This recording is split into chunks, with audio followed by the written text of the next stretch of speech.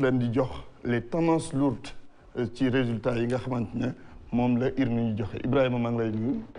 lay fay.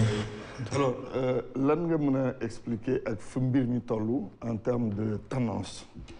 ok jërëjëf Antoine donc en termes de tendance résultats yi ñu jot ñu ngi ko jëlee pour le moment ci lu toll ci 1000 bureaux de vote couverture bi nag c'est assez important ci en matière de statistique. Ça nous permet quand même de pouvoir donner des estimations assez fiables. Mais quand même, il y a quand même des zones où on n'a pas encore reçu les résultats et des zones qui sont parfois favorables à l'opposition, parfois pas favorables au pouvoir. Donc, mais pour le moment, le taux de participation par rapport aux résultats que nous avons reçus est estimé à 47%, ce qui montre quand même que c'est plus par rapport même aux dernières élections locales. Ouais. Mais en termes de résultats, tout à l'heure, j'avais entendu M. Mamadou Ibra Kane muy wax naan mosuñu gis par rapport pour ñun jeunes yi mosuñu gis des résultats des élections yoo xam ne résultats yi sont aussi serrés. Ça se confirme sur les tendances que nous avons. Parce que au niveau national on voit que par rapport en tout cas à la coalition Yewwi Askan Wi et la coalition Benno Bokk Yaakaar chacun à 44%. Et la coalition Wallu 7%. Et li jar a wax encore mooy que ne la coalition les serviteurs MPR sont devant la coalition Aar Sénégal. Maintenant nag li ci ëpp solo mooy boo xoolee coalition Benno Bokk Yaakaar nga comparé ko ak coalition Yewwi Askan Wi l'intercoalition en tout cas Yewwi Askan Wi Wallu l'intercoalition devance la coalition Benno Bokk Yaakaar de près de 4000 voix. Donc maintenant boo comparé aussi coalition au pouvoir Benno Bokk Yaakaar nga comparé ko aussi ak l'opposition dans sa globalité. L'opposition bi day devancer de 60 000 voix. Voilà, ça c'est vraiment des résultats, les tendances fortes. Maintenant, on a ici, comme vous le voyez sur cette carte-là, ça c'est la couverture, en tout cas par rapport aux résultats que nous avons reçus. Comme nous l'avons dit, 5 résultats à recevoir, c'est près de, ça nous provient quand même de près de 1000 bureaux de vote. Mais quand même, il y a des zones qui ne sont pas encore couvertes. Ce sont les zones en gris que vous voyez. Un peu le nord. Oui, un peu le nord. Un peu le centre et un peu l'ouest. L'ouest. Oui, c'est ça. Non. Voilà. léegi mën na expliquer jaune couleur yi lan lay signifier. waaw couleur bu nekk ci carte bi. comme ni nga ko gisee nii. en fait dañoo jël à peu près couleur u coalition yi. boo xoolee en vert ce sont les zones où les départements où la coalition Yewwi Askan Wi moom moo nekk moom moo gagné. C'est toute la région de Ziguinchor. Bignona aussi. Ziguinchor. Il y a également Goudomp et dans la région de Sédhiou.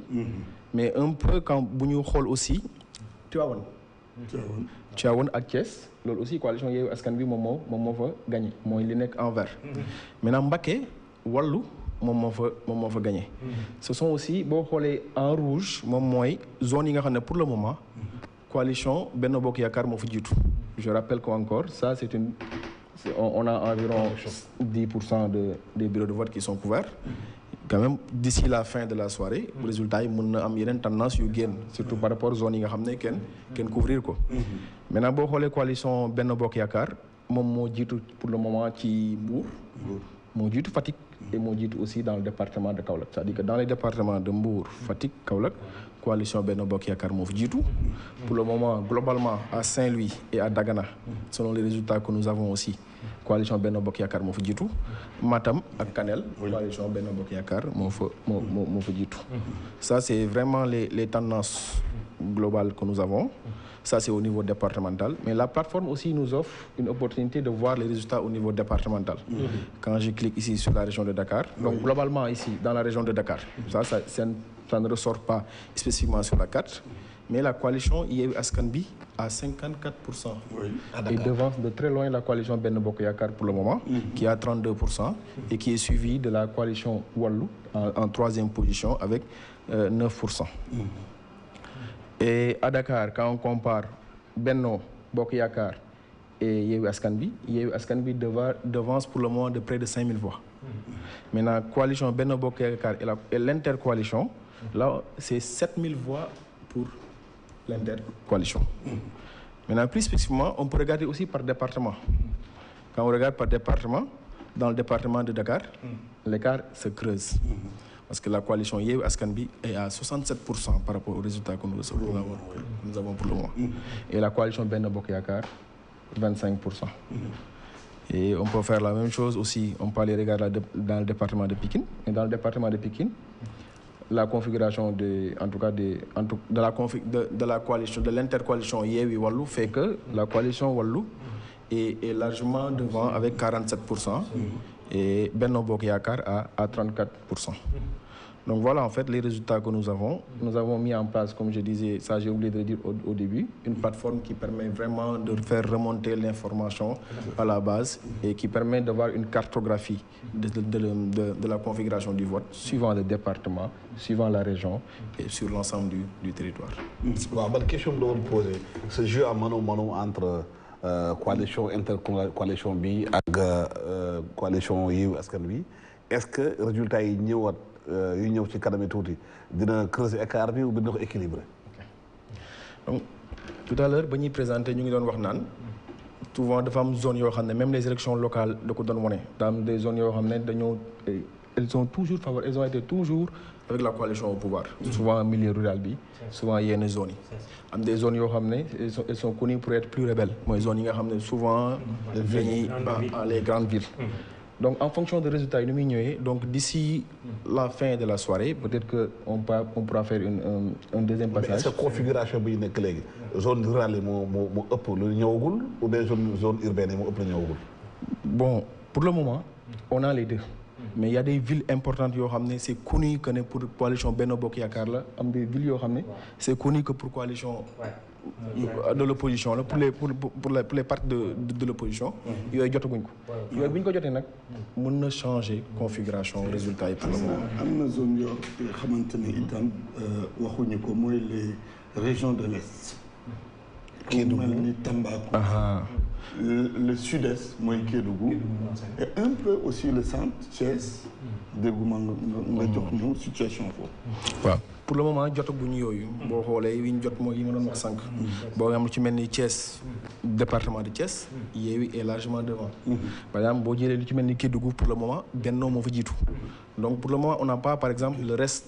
Par exemple, tout à l'heure je disais Mbour dans Thiès, dans la région de Thiès. Oui. Mbour c'est Benno. Oui. Mais Thiès département c'est Yewwi.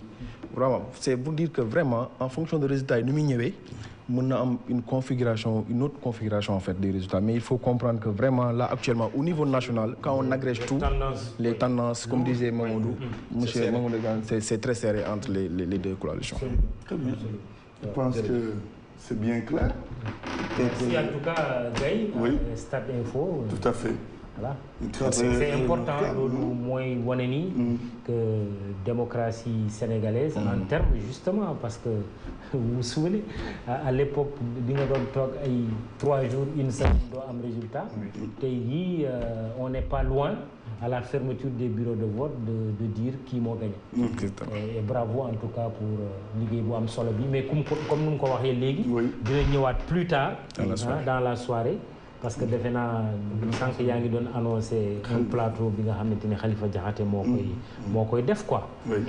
Bon ci gàttal au vu de cette configuration Assemblée nationale bi de toute façon on peut l'affirmer ce soir c'est une Assemblée nationale boo xamante ni buy changer ce sera plus comme avant.